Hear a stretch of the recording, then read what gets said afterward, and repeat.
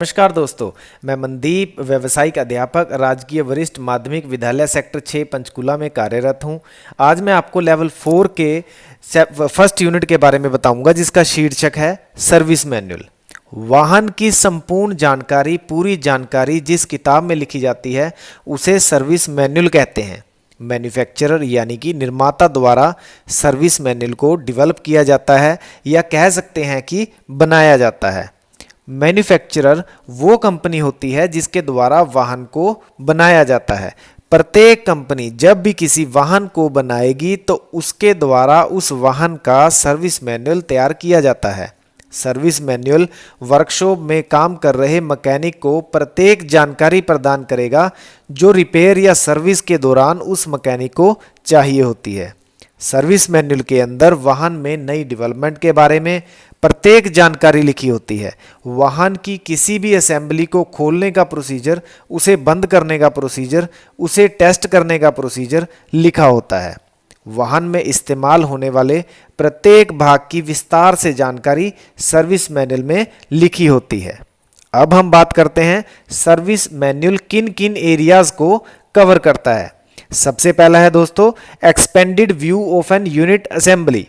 हर unit का, हर assembly का खुला हुआ चित्र सर्विस मैनुअल में देखा जा सकता है। दूसरा है name of parts with part number. हर भाग का नाम और उस भाग की संख्या का नंबर सर्विस मैनुअल में लिखा होता है।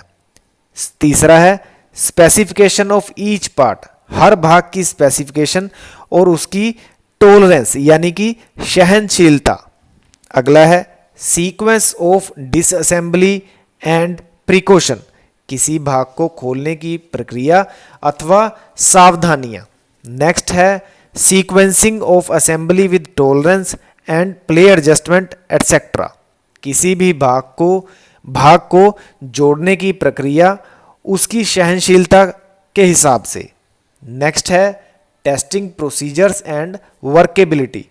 परीक्षण की प्रक्रिया और उसके कार्य करने की क्षमता के बारे में भी सर्विस मैनुअल में लिखा होता है। सातवां है मेंटेनेंस शेड्यूल यानी कि अनुसूचित रखरखाव।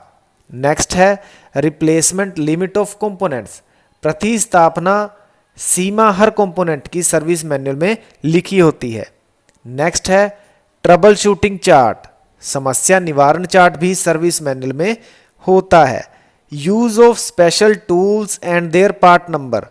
इसका मतलब है कि खास औजारों का इस्तेमाल किस पार्ट को, भाग को रिपेयर या रिप्लेस करने के लिए किया जाता है, यह भी सर्विस मैनुअल में लिखा होता है।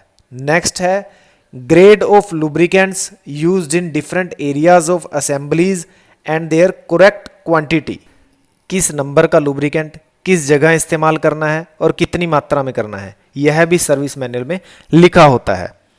अब हम बात करते हैं contents of manual. Service manual consist of the following contents. सबसे पहला है इंडेक्स यानी कि सूची।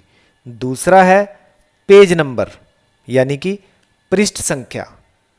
तीसरा है एक्सपेंडेड व्यू ऑफ असेंबली, विस्तार से किसी असेंबली का दिखना।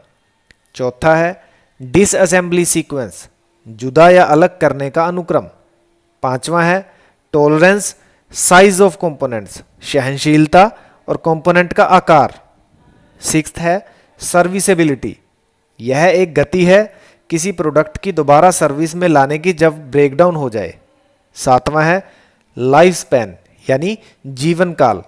आठवां है डिसीजन फॉर रिपेयर और रिप्लेसमेंट, रिपेयर का या रिप्लेस करने का निर्णय। नौवां है असेंबली प्रोसीजर, जोड़ने की प्रक्रिया।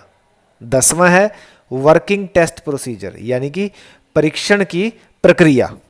टेक्नीशियन को, मैकेनिक को सर्विस मैनुअल का रेगुलरली इस्तेमाल करते रहना चाहिए। ये मैनुअल इस्तेमाल करने से टेक्नीशियन को ये डिसाइड करने में आसानी होगी कि किस कंपोनेंट को कब रिप्लेस करना है।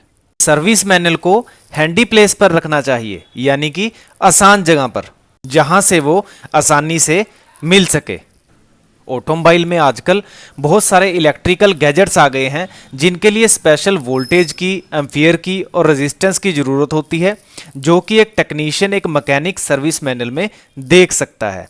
सर्विस मैनुअल में सर्किट डायग्राम कलर कोड के हिसाब से दिया होता है, जो कि मैकेनिक को बहुत मदद करता है जब वो इलेक्ट्रिकल सिस्टम की रिपेयर कर रहा होता है।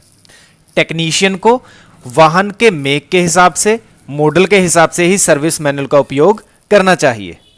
अब कुछ प्रश्न हैं जिनके उत्तर आपको अपनी नोटबुक में नोट करने हैं। सबसे पहला है, सर्विस मैनुअल क्यों इस्तेमाल किया जाता है? दूसरा प्रश्न है, सर्विस मैनुअल कौन कौन से एरियाज को कवर करता है? तीसरा प्रश्न है, सर्विस मैनुअल किसके द्वारा बनाया जाता है? चौथा प्रश्न है, सर्विस मैनुअल इस्तेमाल करने के क्या फायदे हैं और यह क्यों जरूरी है? पांचवा प्रश्न है, सर्विस मैनुअल के कंटेंट्स कौन कौन से हैं?